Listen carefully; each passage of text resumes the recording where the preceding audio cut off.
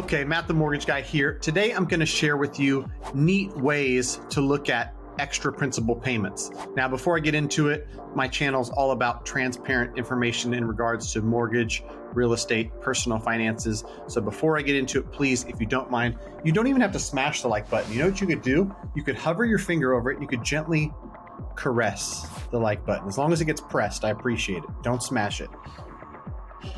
All right, without further ado, let's get into it. I have this conversation day in and day out. I get excited about it. My clients get excited about it. So I know there's going to be a certain portion of the demographic that gets excited about extra principal payments on your mortgage because it's really neat.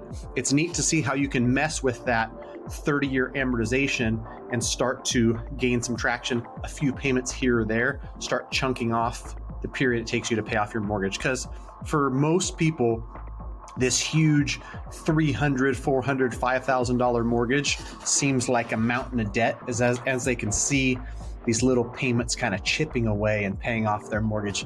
It's pretty exciting stuff. So without further ado, I'm going to take you to my old faithful. I've been using this rinkety-dinkety Mortgage X extra payment calculator. That's where we're going. So I type in Mortgage X extra payment calculator and scroll down. Here it is. The site is called Mortgage X, and you could probably go to that site.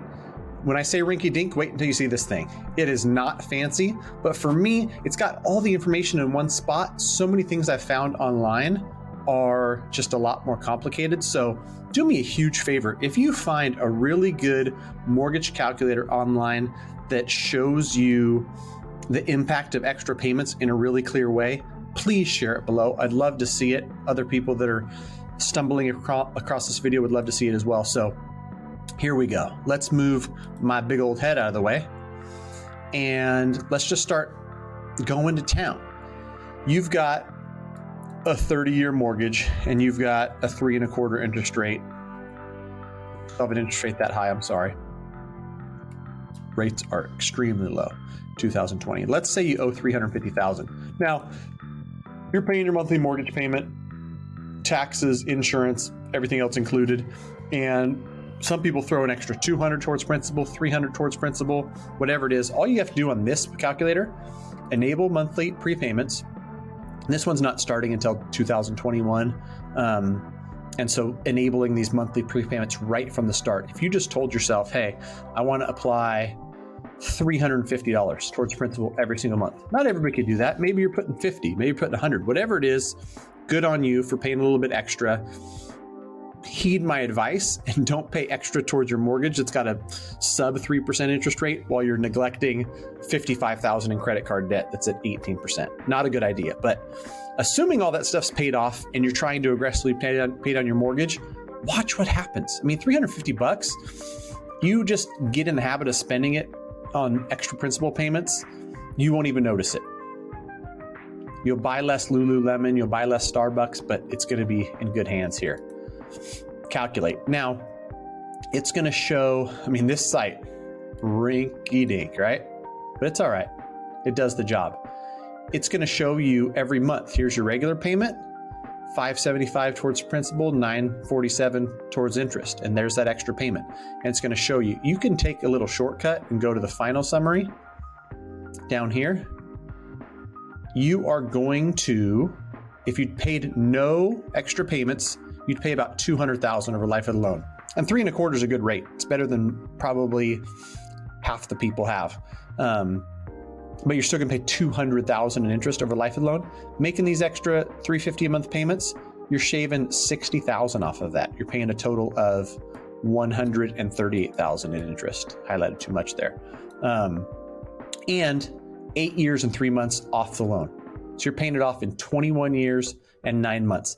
That's pretty cool. And literally, I know there's people out there that are like me that could sit here day in and day out and just, let's go back. I got to go back twice. Okay. If you're in a higher rate mortgage even, might be an investment property. So you got something in the mid to high threes. And you're telling yourself, I'm going to pay this investment property off by the time I retire. And you still owe $350 on it. As you'll see in the amortization schedule, at a higher rate, less is going towards principal, but this thing's cash flowing $500 a month. And so you're like, I'm going to take that whole $500 that I'm cash flowing, I'm going to apply it towards extra principal, get this thing paid off because I'm trying to retire early. Look at that. Almost 11 years. So you're paying that thing off in 19 years. And I use the investment property as an example because a lot of folks who own real estate, they own investment properties. The thing's making a few hundred or breaking even now while they're working. And their goal is to have it paid off when they retire so that they no longer have that payment. And their tenants' rent payments are now $1,200, $1,500, $2,000 in income in retirement. So that's pretty cool. So yeah, that's that. A couple things that I wanted to mention here because I think it's another common question I get. Let's say that you've got a 30-year loan or you're thinking about a refinance. I had this question come up this week, actually. That's why I bring it up. And somebody told me, hey, I want to go into a 15-year loan. And he's got an investment property. So we're looking at 15 years on an investment property. The rates are in the mid threes. He's already got a rate that's 3.625. So I told him, hey, all you have to do to pay this thing off in, I think he's 4 years in, 26 years with a 3.625. And I don't remember, 419, we'll call it 419,000. So this scenario on an investment property, he's asking me about a refinance. And I reminded him, there's no way, investment property refinance, those rates are higher than a primary. You might get 3.25 by paying a point, but there's not enough spread. You don't want to do that for such a small savings. You want to turn this into a 15-year loan? I'll show you how. Start throwing some payments on here. Let's say you pay $750 extra per month. I don't know if that's going to do it on this size loan. 26 years left, owing that much. Let's try 1,000. Remember, it's a 26 year.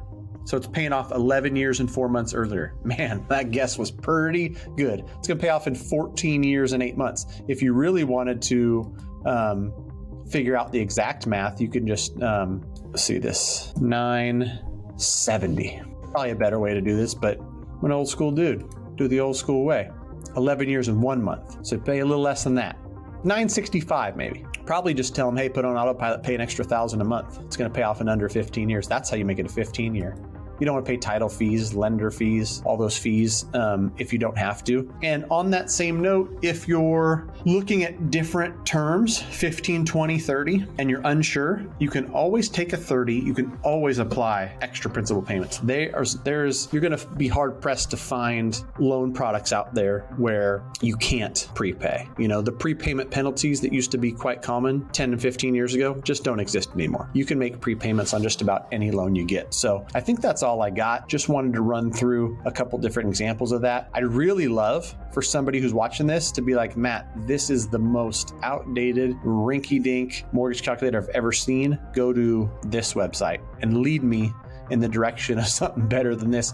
I've actually got an app on my phone, and I didn't share that for a couple reasons. One, because I'm working on my desktop, and two, because it's Quicken Loans, and mortgage brokers aren't fans of Quicken Loans. They are in the business of deceiving consumers and really give mortgage a bad name. So I don't even speak of them fools. All right. Thanks for watching. It was a pleasure having you here. If you made it this 10 minutes long, you the real MVP. Thanks for watching. Till next time.